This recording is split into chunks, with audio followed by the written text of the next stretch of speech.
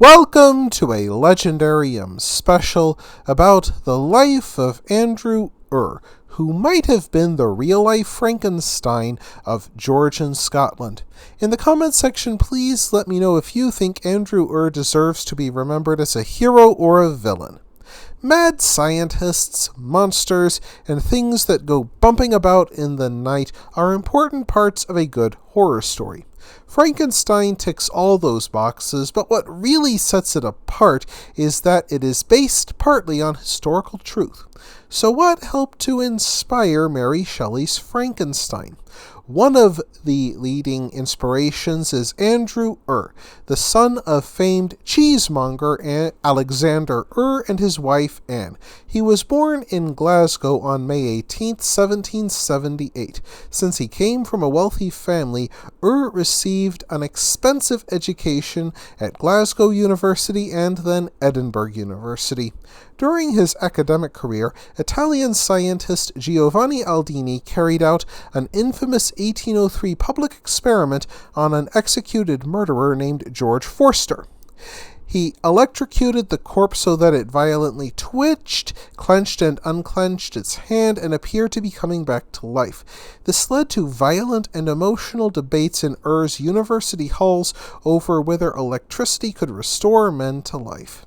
In time, Ure became a professor of chemistry and natural philosophy at Anderson College. Ure gave evening lectures on chemistry and mechanics in which he encouraged working men and women to attend. By doing so, he attracted audiences as large as 500 people and likely inspired the founding of mechanical institutes throughout Britain. In 1807, Ure married Catherine Monteith, and the couple had a daughter and two sons, one of whom became a London surgeon. The next year, at age 30, Ure became director of the Garnet Hill Observatory and worked as a consultant for the Irish Linen Board.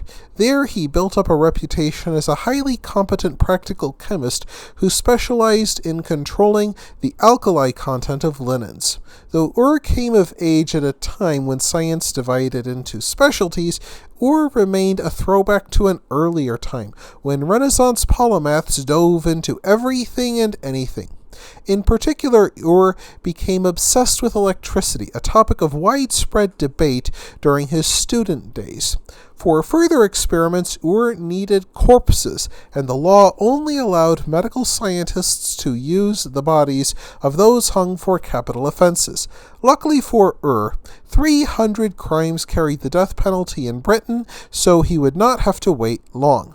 Throughout 1817 and 1818, Ure carried out a series of public demonstrations of electrocuting corpses' heels, hips, limbs, and faces before vast and gawking crowds. Supposedly, some men became so overcome by the sight of moving corpses that they had to leave, and at least one simply fainted where he stood.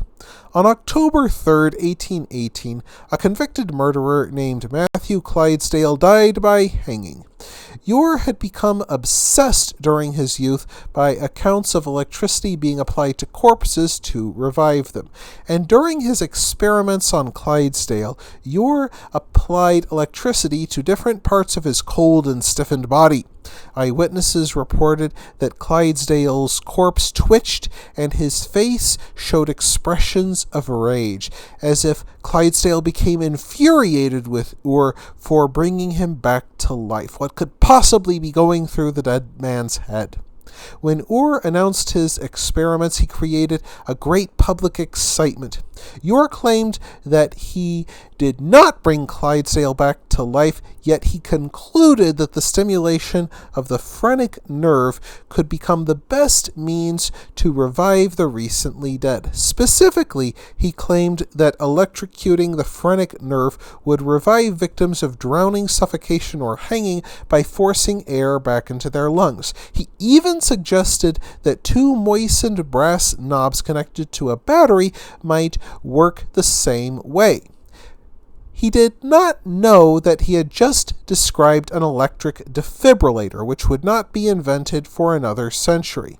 Unfortunately, local churches began calling on the authorities to shut down Ure's laboratory down by force if he did not stop summoning devils. In time, and perhaps because of the pressure, Ure judged the reanimation efforts a waste of his valuable time, and he turned his efforts towards developing a thermostat. A pity he did not pursue the creation of a defibrillator.